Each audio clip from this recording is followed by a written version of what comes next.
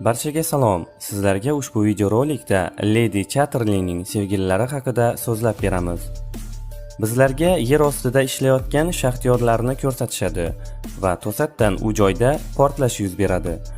Oliver Merlis, shaxtyor va bosh roldagi aktyor, portlashni eshitadi va u tomon yugurib boradi.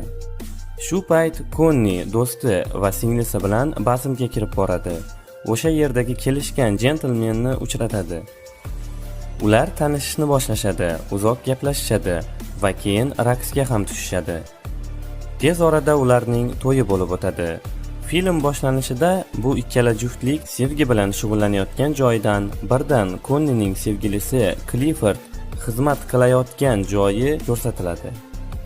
Bizga Clifford urush vaqtida qanday buyruqlar berayotganini va og'ir jarohat olganini ko'rsatishadi. Jarohatiga qaramay, Clifford omon qoladi va uni ortiga qaytarib yuborishadi. U uyiga qaytarkan, uni uyida o'z sevgilisi Connie kutib turardi. Connie o'z erini nogironlar aravasida ko'rib, hayratdan qotib qoladi. Ma'lum bo'ldiki, Clifford endilikda nogironlar aravasida bo'ladi. Er-xotinlar birgalikda maslahatlashishadi, qaysi shifokorga murojaat qilishni. Connie erini ko'nglini ko'tarishga harakat qiladi, ammo xonadan chiqishi bilanoq yig'lashni boshlaydi. Chunki u endi bilardi uning eri butun umrga nogironlar aravasida bo'lishini. Connie yig'lab turarkan, bir payt ichkaridan qurol ovozi chiqdi va Connie darhol ichkariga eri yoniga kirsa, Clifford qo'lida qurol bilan o'zini o'zi otmoqchi. U xotiniga qarab, "Seni nogiron erdan ozod etaman" deydi. Bu payt uning xotini bunday qilmasligini so'rab yoniga borgach, qurolni uning qo'lidan amallab olib, bir chekkaga uloqtiradi. Ular birgalikda yerga yiqilishadi va Clifford yig'lashni boshlaydi. Ammo Connie uni juda yaxshi ko'rishini va shu holda ham uni tashlab ketmasligini aytadi. Bunga eri javoban, u unga rahmi kelganidan tashlab ketmasligini va bu u uchun juda og'irligini aytadi. Shu payt biz urush vaqtida Oliverni ko'ramiz. U qo'lida qog'oz bilan o'z sevgilisiga xat yozyapti. U xat yozib o'tirarkan, u payt u qurol ovozlarini to'xtaganini eshitadi.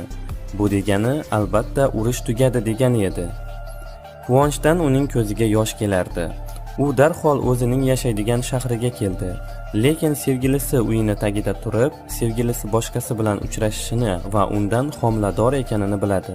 Sevgisi singan Oliver u joydan butunlay ketadi va Cliffordning oldiga ish so'rab keladi.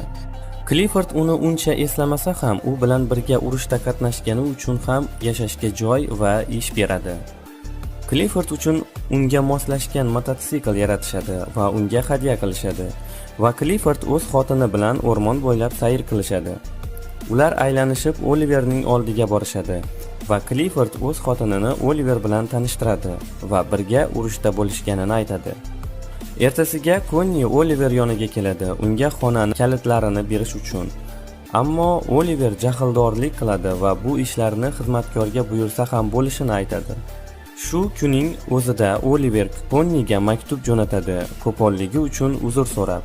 Connie yana o'rmonga keladi, Oliverni ko'rish maqsadida va uzoqdan turib Oliver ustki kiyimsiz ishlab turganini kuzatib turadi va yoniga borib u yozgan maktub haqida gaplashishadi. Connie undan so'raydi, nimaga u shuncha uzoq yo'l bosib bir og'iz kechirim so'ralgan xat yozganini. Oliver unga xat yozganini sababini aytadi. Ma'lum bo'lishicha, u xatdan maqsad ishsiz va joysiz qolish ekan. Buni eshitgan Connie ketmoqchi bo'ladi, ammo shu payt yomg'ir yog'ishni boshlaydi. Ketishning iloji yo'q. Ilojsiz ular Oliverning uyiga kirishadi va isinib olish uchun olov yoqib yechinishga tushishadi.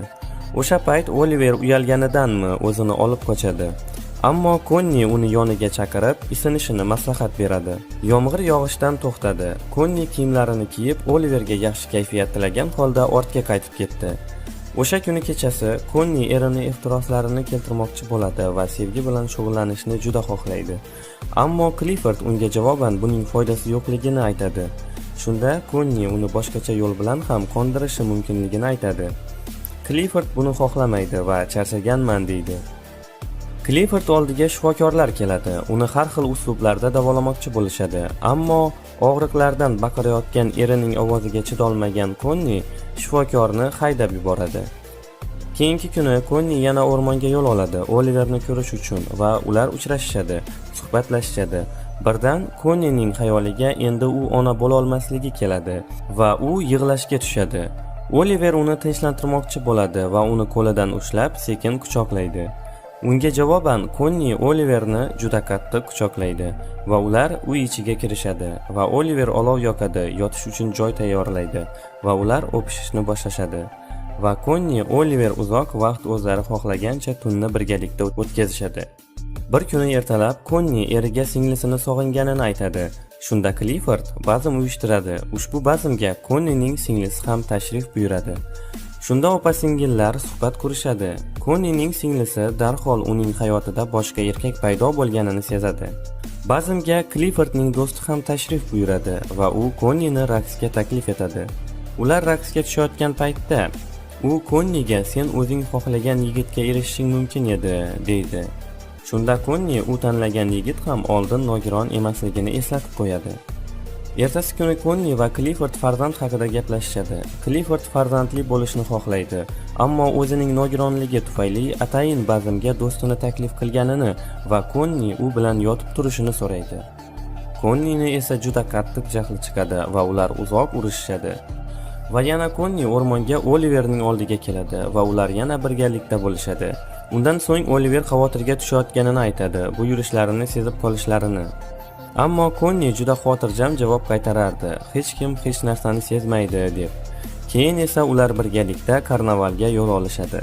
U joyda ular o'pishayotganda kimdir ataydan Konnini itarib o'tib ketadi va Oliver bunga jim qarab turmay, uning ketidan borib, uning oyog'iga juda qattiq zarba beradi va haqoratlab Konni bilan qochishadi. Ertasi kuni ko'zguga qarab Konni homilador bo'lganini sezadi va erining yoniga borib farzand kutayotganini aytadi. Eri bundan juda xursand bo'ladi va Konniga sen meni dunyodagi eng baxtli er qilding, deydi. Konni ketaman deb turganida Clifford farzandning otasi kimligini so'raydi. Shunda Konni buning umuman ahamiyati yo'qligini aytadi va ular birgalikda o'rmon bo'ylab ketishyapti. Konni eridan so'raydi qayerga ketishayotganini. Shunda Clifford Oliverning uyiga borishayotganini aytadi. Konni sekinlashib qoladi va shu payt kutilmaganda orqadan Oliver kelib Konnini o'pishni boshlaydi. Ammo Cliffordning signali ularni to'xtatadi. Bir payt Cliffordning mototsikli botib qoladi yurmay. Shunda Konni yordamga chaqirib kelishini aytadi. Lekin Clifford u homilador ahvolda unday qilmasligi kerakini aytadi. Buni eshitgan Oliverning jahli chiqadi. Clifford Oliverdan mototsiklni itarishini so'raydi, balkim shunda yurib ketar deb. Oliver bir necha bor harakat qiladi va bu foyda beradi. Va shu tariqa Clifford o'z uyiga ketadi. Konni esa Oliverning uyiga keladi. Ular juda qattiq janjallashadi. Oliver Konniga u o'z maqsadi uchun undan foydalanganini aytadi. Lekin Konni faqat farzandli bo'lish uchun emas, uni yaxshi ko'rganidan kelishini va unga faqat u kerakligini aytadi. Oliver Konnini eri oldiga jo'natadi, o'zi ham qayergadir ketadi. Shu payt Oliver uyiga Cliffordning ishchilaridan biri keladi. Uyda hech kim yo'q, lekin u yerda daftarcha yotardi. Daftarning ichida esa Konni va Oliver uchrashishi, bir-birini sevishi, farzandli bo'lishlari ham bayon etilgan edi. Bu daftarni o'qigan ayol xizmatkor zudlik bilan hammasini Cliffordga aytib beradi. Clifford bu gaplarga ishongisi kelmas edi, shok holatiga tushadi. Va keyin u Konnini har xil haqoratli gaplar aytib, haydab soladi. Keta turib Konni o'sha ayol ishchidan bularni qanday bilganini so'raydi. Shunda bular hammasi daftarda yozilganini va Konni katta xato qilganini aytishadi. Shundan so'ng Konni yana Oliverning oldiga yugurib boradi va ular birgalikda Cliffordning yoniga borishadi. Konni u bilan ajrashishini so'raydi va Oliverga turmushga chiqmoqchiligini aytadi. Shunda Clifford ularni haqoratlaydi. O'sha payt Oliver Cliffordni urmoqchi bo'ladi, lekin uni Konni to'xtatib qoladi va Cliffordga agar sen haliyam men sevgan jasoratli erkak bo'lsang, ajrashishga rozi bo'lasan, deydi. Clifford rozi bo'ladi va film oxirida biz baxtli Konni va Oliverni ko'ramiz. E'tiboringiz uchun rahmat. Agarda shunaqa formatdagi videolar sizlarga ma'qul bo'lsa, iltimos kommentariyda yozib qoldiring va biz albatta sizlar uchun yanada qiziqarli videoroliklar tayyorlaymiz.